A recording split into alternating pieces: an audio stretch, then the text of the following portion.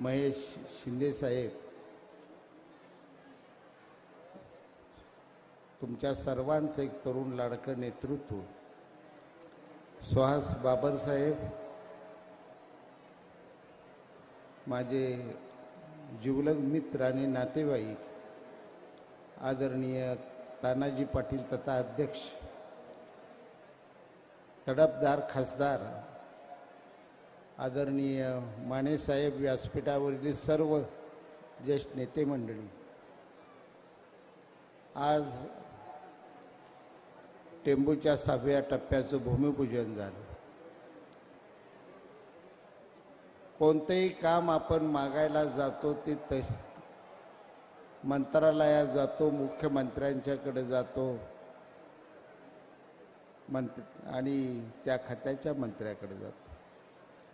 टेंबूचा 6वा टप्पा आम्ही मंत्रालयात मागितला नव्हता, वर्षा बंगल्यावर मागितला नव्हता. टेंबूचा 6वा टप्पा मी आणि अनिल भाऊनी मागितला होता, ते गुवाहाटीच्या हॉटेलमध्ये एकनाथ शिंदे साहेबांना मागितलेला होता. आज आमच्यावर जे टीका करताय, गुवाहाटीला गेले गद्दार आहे, त्यांना आज निक्षून मी या ठिकाणी सांगतो, माझे गुरु असलेल्या भाऊंच्या या व्यासपीठावरून सांगतो, तुम्ही सतत आम्हाला सातत्यानं आम्ही गुवाहाटीला गेल्यापासून तुम्ही गद्दार आम्हाला म्हणता. गद्दारी तुम्ही केलेली आहे. पहिल्या दिवशी आम्ही भारतीय जनता पार्टी बरोबर निवडून आलो, मित्र पक्ष म्हणून आम्हाला भारतीय जनता पार्टीच्या नेत्यांनी कार्यकर्त्यांनी भाषण आमच्यासाठी केले, त्यांची मतं आम्ही घेतली आणि निवडून आल्यानंतर मात्र आम्हाला किती हॉटेलमध्ये पळवलं शिंदे साहेब, तुम्ही हॉटेलची नावं सुद्धा ध्यानात राहिली नाहीत. या हॉटेलातनं बॅगा घ्या, त्या हॉटेलात टाका, त्या हॉटेलातनं 2 दुसरा उचला, तिकडल्या हॉटेला पोटाला अन्न सुद्धा नीट देत नव्हती. अशी सगळी नेते मंडळी आहे. साहेब तुम्ही बी त्यात होता त्यावेळी. आम्ही बोंबलून साहेबांना सांगत होतो, शंभूराजे देसाई, मी, अनिल भाऊ साहेब, करू नका हो, लय वाटोळ आमचं होतंय. आमदार एवढ्या वेळ भाजप बरोबर आपण गेल्याला चांगलाही घोटाळा काहीतरी मोठा होतो, साहेब तुम्ही काहीतरी निर्णय घ्या. त्यावेळी शिंदे साहेबांनी 16-17 आम्ही आमदार होतो. साहेबांनाही प्रसंग आठवत असेल. साहेबांनी एकच सांगितलं, आपले नेते उद्धव साहेब मुख्यमंत्री होणार आहेत, कुणी काही आता बोलायचं नाही. हे प्रेम स्वर्गीय बाळासाहेब ठाकरे यांच्या कुटुंबावर अंतःकरणापासून करणारे आज हे मुख्यमंत्री, आणि आम्हाला तुम्ही वेगवेगळ्या व्याख्या देताय. हिम्मत असेल तर उद्धव ठाकरेने त्याच्या आदित्य पवाराच्या डोक्यावर दूध व्हायचं, डोक्यावर हात ठेवायचा आणि 50 खोकी आम्हाला दिली म्हणून सांगायचं. नसाल तरी पाटलाच्या आवडा शहाजी पाटील माझ्या दिग्विजय पवाराच्या डोक्यावर हात ठेवतो आणि दिग्विजयची शपथ घेऊन मी सांगतो, आम्हाला 50 खोकी मिळाली नाहीत म्हणून. कशाला सगळ्या महाराष्ट्राच्या आरडतून वरड सुटलेली आहे ती. महाविकास आघाडी जी सुटली काय नाही तुम्हाला सांगतो, सगळे नेता आहेत. उद्धव साहेब आहे, ती पवार साहेब आहे, सगळी साहेबच आहे. ती सगळी व्यापार माणूस करतो. सोन्या चांदीचं दुकान टाकतोय, कोण हार्डवेअरचं दुकान टाकतोय, कोण किराणा मालाचं दुकान टाकतोय, कोण मॉल टाकतोय, एखादा कोण शाळेची पुस्तकं वह्या विकणार दुकान टाकतोय. पण या महाविकास आघाडीने आता भंगार गोळा करायला महाराष्ट्रात सुरू केलंय. भंगारचा पडीक माल कुठं आहे तेवढा उचलत्या. ते इनकमिंग झालं. कसलं इनकमिंग काय, महाराष्ट्रातला तमाम मतदारा इनकमिंग एकनाथ शिंदे एका नावाभोवती झालेला आहे. आता कुणाचं काय चालत नाही. सगळ्यांनी बसा, शांत राहा. गुडघं दुखवून घ्यायचं ना हातात बावट चोळायचं संध्याकाळी सारखं असं करून काय याचा फायदा होणार नाही. जनतेच्या हृदयावर ज्यांनी 2.5 वर्षात रात्रंदिवस काम करून स्वतःचा अधिराज्य मिळवलं ते मुख्यमंत्री एकनाथजी शिंदे साहेब आहे. तळागाळातल्या प्रत्येक माणसाचा प्रश्न, असंख्य उदाहरणं आहेत. जी आर आहेत. भाषणात सांगताना काय सांगून काय नाही होतं. आम्ही जर गुवाहाटीला गेलो नसतो तर लाडक्या बहिणीला 1500 रुपये महिन्याला मिळालं असतं का? आम्ही जर गुवाहाटीला गेलो नसतो तर शेतकऱ्याची वीज बिलं माफ झाली असती का कायमची? आम्ही गुवाहाटीला गेलो नसतो तर 200 कोटी जळिताचं पैसे शेतकऱ्याला मिळालं असतं का? आम्ही जर गेलो नसतो तर माझ्या मुलींना MD MBBS IAS SP होण्यापर्यंत शिक्षण सगळं मोफत करायचा निर्णय झाला असता का? और निर्णय घ्यायला कमीत कमी माणूस भेटावं तर लागतो. 2 वर्षात मुख्यमंत्र्याचा चेहरा फक्त 2 वेळा बघायला मिळाला. आता मतदारसंघाला काय सांगायचं आहे? वेळ कमी आहे, मला जास्त बोलायचं नाही. मी एवढंच सांगतो मित्रांनो, शिंदे साहेब तुम्ही मुख्यमंत्री आहात, राज्याचे मालक तुम्ही आज आहात. कशाला आता वाट बघाय? काय मामलेदाराला बोलवा इथं, त्याला मोजा म्हणावून जाहीर करून टाका सुहास बाबराला आमदार. मतं बी घ्यायला नको, पेट्या बी नको, ती यंत्रणा बी नको, डळडळीचे ते दिसायला लागले. आता काय शिल्लक राहिलंय का? कशाला 2 महिने का? आम्ही ते सुहास बाया म्हणला इथं की भावी तेवढं मला म्हणू नका. मला तिथं सांगितलं, हेलिपॅडवर सांगितलं, बापू मला भावी म्हणायचं नाही तुम्ही. 7,500 ते 8,000 भावी आमदार महाराष्ट्रात हिंडतात. निवडून येणार 288. आता राहिलेलं भाविक कुठं नेमकं घालवायचं सांगता का मला? आणि 10-12 जण मुख्यमंत्री, भावी मुख्यमंत्री, 10-12 पोस्टर आहेत. अरे उद्याचा मुख्यमंत्री ठरलेला आहे, सांगायला लागत नाही. महाराष्ट्राच्या जनतेने निर्णय घेतलेला आहे, फक्त मताच्या पेटीपर्यंत जायचं आहे. दिसला धनुष्यबाण का दाब बटन, दिसला धनुष्यबाण दाब button, toy toy toy machine वाजणार आहे. शिंदे साहेब पुन्हा मुख्यमंत्री होणार आहेत, यात मात्र कोणी शंका बाळगू नका. जे जनतेच्या मनात बसलेलं नेतृत्व आहे ते नेतृत्व परमेश्वराला सुद्धा हटवता येत नसते. म्हणून अनेक भक्त परमेश्वरापेक्षा मोठे झालेले आहेत. आज जनतेची सेवा शिंदे साहेबांनी केली, अहोरात्र झोपून केली. साहेब मी गेली 3 दिवस हे पत्र दिलेलं देण्यासाठी मुंबईला होतो. मी ठाण्या घरी सुद्धा गेलो.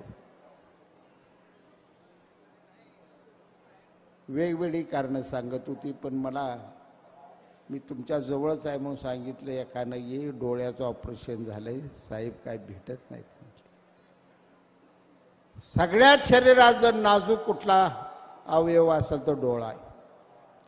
आणि अशा डोळ्याचं ऑपरेशन केल्यानंतर सुद्धा 12 तास विश्रांती मुख्यमंत्री साहेबांनी घेतली नाही.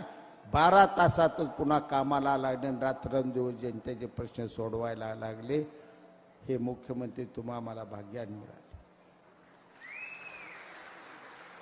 गुवाहाटीला जाण्याची पहिली गाडी होती कुणाची? आम्ही साहेबांना सगळ्यांनी सांगितलं, त्या संजय राऊताला मतं आम्हाला आई शपथ होऊ द्यायची नव्हती. साहेबांना म्हणतो, अहो ह्याला कशाला मतं दे सांगता, ही नाही ती बडबडत आहे, नको याला मतं दे. साहेब म्हणले संजय राऊत महत्वाचं नाही, शिवसेना. स्वर्गीय बाळासाहेब ठाकरेच्या पक्षाचं नाव बदनाम होता कामा नये. एवढी मतं असताना संजय राऊत पडला कसा? तुमच्या सगळ्यावर नव्हे तर महाराष्ट्रातल्या प्रत्येक शिवसैनिकाला डाग लागेल. गपचूप सगळ्यांनी मतदान कर. मतदान केलं आणि आम्ही निघालो. पहिली गाडी माझी गेली ठाण्याला आणि मी शंभूराजेची वाट बघत बसलो. साहेब मी बोललो नाही, आज बोलतो. राज्य गृहमंत्री होते आमचे. पोलीस गाडी माझ्या गाडीला सारखी त्या पुलाच्या अलीकडे येडा मारायला लागल्या. मिलो म्हटलं आता गावलो आपण तडाख्यात. नशीब माझं चांगलं अक्कलकोटचा फौजदार होता. ती फौजदार माझ्यापाशी आला आणि बापू गाडी लवकर हलवा म्हणला, तुमच्यावर नजर ठेवायचं, आम्हाला फोन आल्या ते म्हणलं. मी म्हटलं चल चहा तर पिऊ लागा, सकाळ जण पोटात काय खाल्लं नाही, चहा बिस्किट चार. मला शंभूराजा गाडीची वाट बघायची होती. चहा बिस्किट खाईपर्यंत शंभूराजेने अनिल भाऊ दोघं आलं. भाव आल्या मला बाप माझा आला, आता निवास झालो. काय मला होत आहे. तिघच गाडीत गेलो. सुरतला पहिली गाडी आमची गेली. तिथनं धुरळा काढत आलो. ते शिंदे साहेब मुख्यमंत्री शपथ घेतल्यावर आम्ही खाली बसलो. हा लढा दिला होता तो शिंदे साहेबांसाठी आम्हाला दिला नव्हता. आम्ही शिंदे साहेबांच्या नेतृत्वावर आमचा विश्वास होता की हे नेते जर झाले मुख्यमंत्री झाले तर महाराष्ट्राच्या जनतेचे प्रश्न सुटल्याशिवाय राहणार नाही. एका भावनेनं केलेला उठावा. जगाला हादरवून टाकणारा आम्ही हा उठाव केलेला. ह्या उठावानंतर इंग्लंड देशात सुद्धा असा उठाव झाला. तुम्हाला सगळ्याला माहित नाही, जर आमचं बघून इंग्लंड देशाच्या खासदारांनी उठाव केला आणि पंतप्रधान काढून टाकला. तर आम्ही काय वाट केले? उठत्या सुटत्याची 50 खोकी आकडा बारका तर करा, नाही आता जरा मोठा तर करा की पेटवा काहीतरी. एकाच आकड्यावर कसं बसला? ज्याने असा आरोप केलाय त्याला भगवंत पांडुरंग शिक्षा दिल्याशिवाय राहणार नाही. पांडुरंगच्या पायथ्याच्या ठिकाणी माझं गाव आहे, माझा शाप त्यानं. मतच मोजा बाजारावर या पुढं. आता दिल्ली दाडे आहे, महाराष्ट्रात दाडे आहे आणि आमची बी दाडे आहे. अजिबात हटत नाही आम्ही. काय काळजी करू नका तुम्ही. किती वेळ अडवाया, किती जणाला यायचं. भाषण लांबत जाणार आहे. मला ही बडबडाई सवय आहे. मी थांबतो या ठिकाणी, कारण साहेबांचं हेलिकॉप्टर ढगामुळे जाणार नाही. एवढंच सांगतो मित्रांनो, कॉलेजचं जीवन माझं या गावात गेले. माझ्यावर मला फक्त एक चापट मारली होती, राम कोकाटे म्हणून माझ्या मित्रानंच मारली होती. 15 दिवस कॉलेज बंद पडलं होतं आणि व्यापारी पेठ 3 दिवस व्यापाऱ्यांनी बंद ठेवली. ते शाहजाला का मारलं ह्याचा निर्णय झाला पाहिजे. SP 15 दिवस येऊन इथं राहिला होता आणि त्याची मध्यस्थी केली साहेब भांडणाची. ते अनिल भाऊ बाबरांनी मध्यस्थी केली.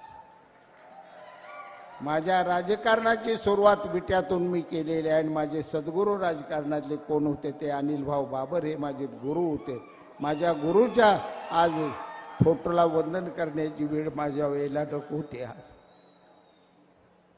भाऊ आजार आगाव काढला, भाऊ तुमच्यासाठी काढला. विट्याच्या डॉक्टरनी सांगितलं होतं तुम्ही पुण्या मुंबईला तातडीने दाखवा. भाऊन आग्रह केला, नाही काय होते, मी पित्त झाला असं सांगलीला जाऊन येतो. पण काळानं घात घातला. शेवटचा श्वास स्वतःचा सोडेपर्यंत सुद्धा जडितेच्या प्रश्नाची प्रामाणिकपणा राहणार हे नेतृत्व. 7 वेळा निवडणुका लढल्या, 3 वेळा पडले, 4 वेळा निवडून आले. पण पडल्यानंतर सुद्धा तेवढ्याच जोमानं कामाला लागणार अनिल भाऊ बाबर हे महाराष्ट्रातलं एकमेव उदाहरण आहे मित्र. आणि या गुरुचाच मी सगळा सल्ला घेतला. माझ्या एवढं तर राज्यात कोण पडलंच नाही. आमच्या गणपतराव देशमुखाचं साहेब सगळ्यात जादा निवडून आलेलं रेकॉर्ड आहे सांगोल्याचं. सांगोल्याचं सगळ्यात पडायचं रेकॉर्ड बी आमचं सांगोल्याचंच आहे. ते आम्ही काय दुसऱ्याला जाऊ दिलं नाही. किती वेळा पडलो तरी पुन्हा मैदान गणपतराव विरोधात उभाच आहे. यायचो गारडीला, सुहासी लहान होती, भाऊच्या पायापुढे कसं करायचं, आजा उभारा कसं घडत असतं घडायचं. ही प्रेरणा दिली ती अनिल भाऊनी दिली आहे. म्हणून आमदार म्हणून या ठिकाणी शहाजीभाऊ होतं उभा राहील. सुहास बाबरांनी अतिशय कळकळीनं भावनिक भाषण केलं. तुम्हाला हात जोडून कळकळीची विनंती करतो, जे आले त्यांच्यासाठी बोलतो आणि जे आले नाही त्यांच्यासाठी बोलतो. की भाऊच्या गाळलेल्या 40 वर्षाच्या घामाचं एक मत देऊन सुहास बाबराला तुम्ही हे भाऊचं केलेलं उपकार फेडा, एवढं कळकळीची विनंती करतो. माझं भाषण संपवतो.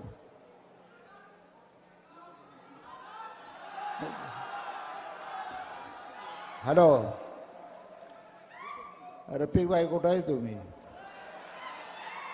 का नेते कुठं गेलाय काय सांगितलं नाही, काय नाही. रिकुताय रडायला लागली. इथं तालुक्यातली माणसं सगळी काळजीत पडल्यात. आम्ही सध्या गुवाहाटीत आहे. काय झाडे, काय डोंगर, काय हॉटेल, समद काय ओके आहे.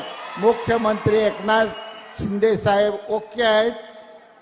आमदार सुहास बाबर अति ओके आहेत. जय हिंद, जय महाराष्ट्र.